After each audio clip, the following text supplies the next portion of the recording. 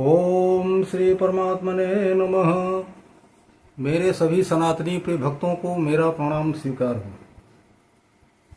आज आप लोगों के समक्ष मैं एक ऐसी कथा लेके आया हूँ जिसको कि आप लोगों को सुनना चाहिए, समझना चाहिए। और ये जो दीपावली है ना, इसमें दीपदान का बड़ा महत्व है। दीपदान का इतना बड़ा महत्व है कि ये मानिए कि आप जैसे पूरा अश्वमेध यज्ञ कर रहे हैं, इस तरह का महत्व है दीपदान का।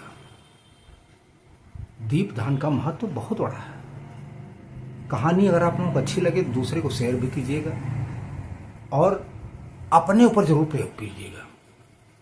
ये बहुत जरूरी है, बहुत ही आवश्यक है। कहानी बहुत ही उत्तम है। ये ऐसे है कि इन 5 दिनों में जरूर दीपदान करें। कौन कौन से हैं? महापुण्यदायक तथा मोक्षदायक कार्तिक के मुख्य नियमों में सबसे प्रमुख नियम है दीपदान।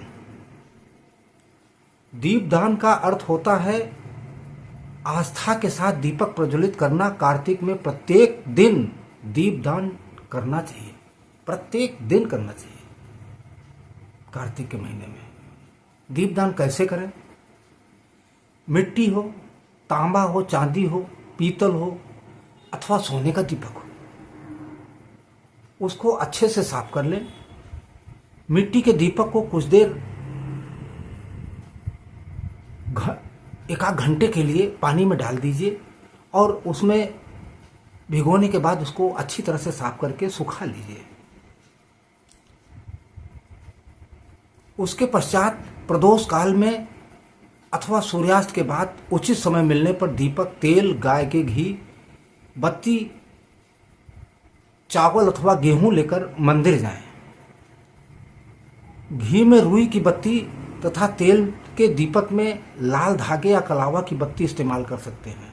दीपक रखने से पहले उसको चावल अथवा गेहूं अथवा सप्त धान्य का आसन दें। दीपक को भूल कर भी सीधा पृथ्वी पर न रखें, क्योंकि कालिका पुराण का कथन है, क्या है?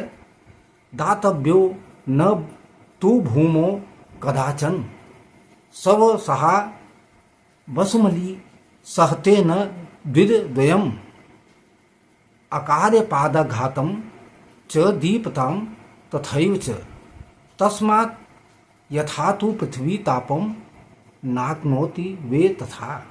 अर्थात इसका मतलब आप लोग समझ रहे हैं? इसका मतलब यह है कि सब कुछ सहने वाली पृथ्वी को अकारण किया गया पश्चातघात, इसको पश्चाघात बोलते हैं, और दीपक का ताप सहन नहीं होता। उसके बाद एक तेल का दीपक शिवलिंग के समक्ष रखें और दूसरा गाय के घी का दीपक श्री हरि नारायण के समक्ष रखें। उसके बाद दीपक मंत्र पढ़ते हुए दोनों दीप प्रज्वलित करें। दीपक को प्रणाम करें। दरिद्रता दहन, शिव स्रोत तथा गजेंद्र मोक्ष का पाठ करें। ये क्या है? हर जागरणम, प्रातः स्नानम, तुलसी सेवनम, उद्यानम, दीपदानम, व्रतान्येतानि कार्तिके। ये इसका आप लोग मंत्र का जाप करें। स्नानम च दीपदानम च तुलसी वन पालनम, भूमि सय्या, ब्रह्मचारी तथा दिदमेर्जनम, विष्णु संकीर्तम, सत्यम, पुराण श्रवणम तथा कार्तिके मासी कुर्याति जीवनम मुक्तासुम एव ही। ये सब आप लोग इसका वो करें। घृतेन दीपको यस्यम तिल तैलनेय वा पुनः ज्वलते यस्य सेनानीर्सो मेघेने तस्य किम। अर्थात कार्तिक में घी अथवा तिल के तेल का जिसका दीपक जलता रहता है, उसे अश्वमेध यज्ञ के बराबर उसका फल मिलता है। अग्नि पुराण के 2वें अध्याय में लिखा है कि दीपदानांतरम नास्ति न भूतम न भविष्यति। अर्थात दीपदान से बढ़कर न कोई व्रत है, न था और न होगा। सूर्य ग्रहे कुरुक्षेत्रे नर्मदायां शशिग्रहे तुलदानस्य तत्पूर्णम तदम दीपदानम। अर्थात कुरुक्षेत्र में सूर्य ग्रहण के समय और नर्मदा में चंद्र ग्रहण के समय अपने वजन के बराबर स्वर्ण के तुलादान करने से जो पुण्य है वह केवल दीप दान से मिल जाता है। आप लोग ध्यान दीजिए इसका वो केवल दीप दान से ही मिल जाता है आपको। कार्तिक में दीप दान का एक मुख्य उद्देश्य पितरों का मार्ग प्रशस्त करना भी है। तुला संथे सहस्त्रासो प्रदोषे भूतदर्शयो उल्का हस्ता नसः कुर्मु पितृणाम मार्गदर्शनम।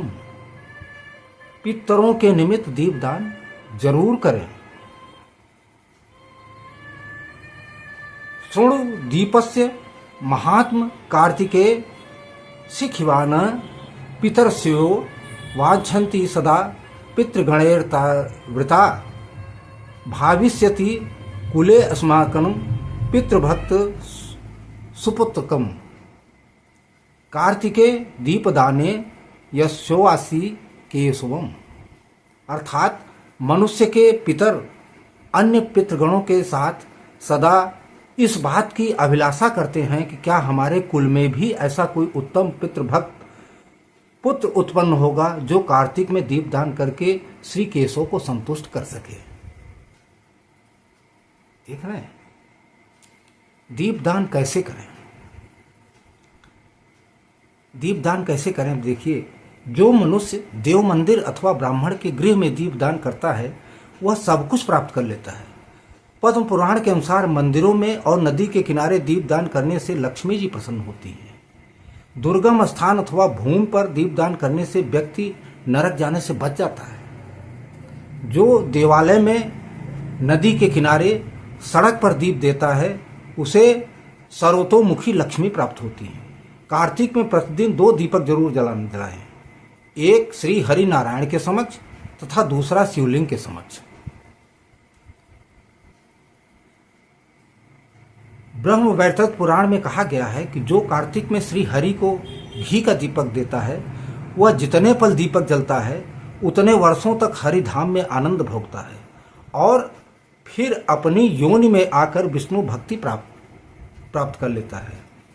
महाधवान नेत्र के ज्योति से मुक्त था दीपमान होता है। आप लोग जलाइए। स्कंद पुराण में देखिए क्या लिखा है। कहते हैं ये दीपमालाम कुर्वन्ति कार्तिक्या श्रद्धान्विताः यावत् कालम प्रज्वलन्ति दीपास्ते लिंगम ग्रसहत। अर्थात इसका मतलब ये होता है जो कार्तिक मास की रात्रि में श्रद्धा पूर्वक शिव जी के समीप दीपमाला समर्पित करता है उसके चढ़ाए गए ये दीप शिवलिंग के सामने जितने समय तक जलते हैं उतने 1000 युगों तक दाता स्वर्गलोक में प्रतिष्ठित होता है। यो दध्यार दीपम च श्रीकृष्णस्य जागृतः स ताम गति भवा प्रोति स्वापश्रेय में दुर्लभाम रियातम। अर्थात जो शिव के समक्ष एक बार भी घृत का दीपक अर्पित करता है वह वर्णाश्रमी लोगों के लिए दुर्लभ स्थित गति को प्राप्त करता है। जो मनुष्य देव मंदिर अथवा ब्राह्मण के गृह में एक वर्ष दीपदान करता है वह सब कुछ प्राप्त कर लेता है। कार्तिक में दीपदान करने वाला स्वर्गलोक को प्राप्त होता है। दीपदान से बढ़कर न कोई व्रत है, न कोई होगा और न कोई है। दीपदान से आयु और नेत्र ज्योति की प्राप्ति होती है। दीपदान से धन और पुत्रार्थ की प्राप्ति होती है। दीपदान करने वाला सौभाग्य युक्त होकर स्वर्गलोक में देवताओं द्वारा पूजित होता है। एकादशी को दीपदान करने वाला स्वर्गलोक में विमान पर आरूढ़ होकर जाता है। 5 दिन जरूर दीपदान करें। 5 दिन कैसे करें? अगर किसी विशेष कारण से कार्तिक में प्रत्येक दिन आप दीपदान नहीं करने में असमर्थ हैं तो 5 दिन विशेष जरूर करें। पद्म पुराण उत्तराखंड में स्वयं महादेव कार्तिकेय को दीपावली कार्तिक कृष्ण पक्ष में 5 दिन में दीपदान विशेष का महत्व बताते हैं। क्या कृष्ण पक्षे विशेषेणे पुत्र पंचदि नागिचः पुण्यादि तेषु यो दस्ये दीपम सोयम मनाश्रुपयात। अर्थात बेटा, विशेषतः कृष्ण पक्ष में 5 दिन रमा एकादशी से दीपावली तक बड़े पवित्र, उनमें जो भी दान किया जाता है वह सब अक्षय और संपूर्ण कामनाओं को पूर्ण करने वाला होता है। रात्रि में सूर्यास्त हो जाने पर घर में, गौशाला में, देव वृक्ष के नीचे तथा मंदिरों में दीपक जलाकर रखना चाहिए। देवताओं के मंदिर में, स्मशान में और नदियों के तट पर भी अपने कल्याण के लिए घृत आज से 5 दिनों तक दीप जलाने चाहिए। ऐसा करने से जिनके श्राद्ध और तर्पण नहीं हुए हैं वे पापी पितर भी दीपदान के पुण्य परम मोक्ष को प्राप्त हो जाते हैं। इस तरह आप लोग दीपदान इस तरह कीजिए। ये कथा तो यहीं तक है। आप लोग इसको सुनिए, समझिए, इसको जलाइए, करिए। आप अपने आप को पुण्य के भागी बनाइए।